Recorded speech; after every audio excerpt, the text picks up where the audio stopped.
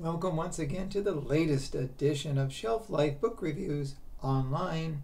As always, I do thank you for taking the time to watch my videos, which hopefully you do find informative. And when you go to a local bookstore, you seriously consider purchasing the book that I'm reviewing for you today. And the book is Where Are the Children Now? By Mary Higgins Clark and Alafair Burke. This is published by Simon & Schuster, and it retails for $36.99. Mary Higgins Clark was one of the most noted authors of her time.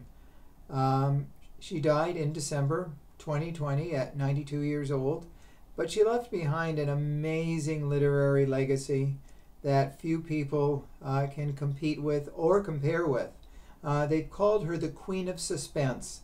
And it all started with her first book, Where Are the Children?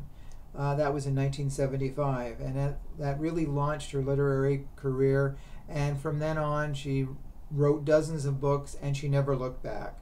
Now, her later books, she did co-write with Alafair Burke, and this book is, obviously by Alafair Burke, as it was written after Mary Higgins Clark passed away.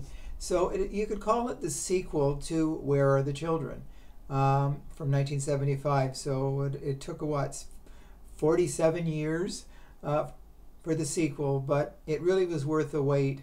And I'm sure Mary Higgins Clark, if she's looking down from somewhere, she's very pleased with the result, because the book brings all things together and its closure in many ways. You did not have to read the 1975 book to appreciate this one. I was not familiar with Mary Higgins Clark in 1975, so I did not read the book. I was starting to get into Stephen King around 1976-77. So anyways, this book has some of the characters from the original, namely Nancy, the mother, who was charged with the death of 2 children. She was sent to jail. Now, the other 2 children, Mike and Melissa, they were abducted by Nancy's ex-husband. So it was a really twisted set of events back in 1975. Now, all these years later, Nancy was released from jail on a technicality, and she moved to Cape Cod. And that's where this story takes place. Melissa, the daughter, is now a prosecutor, and she also has a very popular crime podcast, that looks at crime cases. So she's married a man, Charlie Miller, and he happens to have a 3-year-old daughter called Riley. And now Melissa becomes the stepmother to Riley. She really likes the child, and they get along very well. So everything seems fine until Melissa happens to go to the park, and she's distracted somehow, and Riley goes missing. So it's almost like deja vu all over again with missing children all these years later. Now, there are 2 police detectives, and they are Heather Hall and Guy Marino.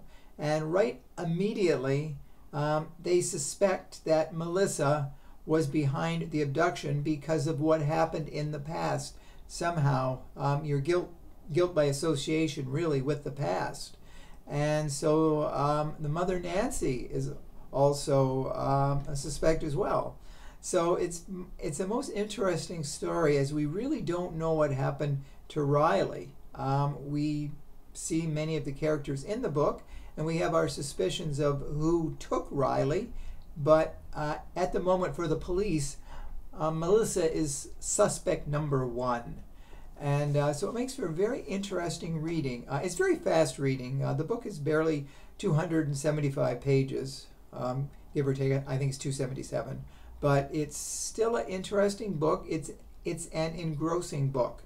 So if you are a fan of suspenseful writing and mystery writing in their tradition of Mary Higgins Clark and now Alafair Burke, who has taken over the helm, It is really a book with a lot of red herrings, a lot of suspects, and speculation, but it does have a satisfying conclusion.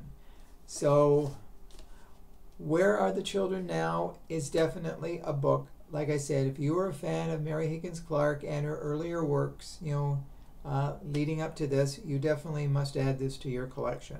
Now, whether Alafair Burke ever is given the title of Queen of Suspense, I kind of doubt it, because there's only one Queen of Suspense, and that was Mary Higgins Clark. So that's a book I wanted to draw to your attention today. Hopefully, if you do buy it, you do agree with my review. Let me know if you do or you don't. So thanks again for watching, and stay safe, stay sane, stay in touch, and I will see you at the bookstore. Bye for now.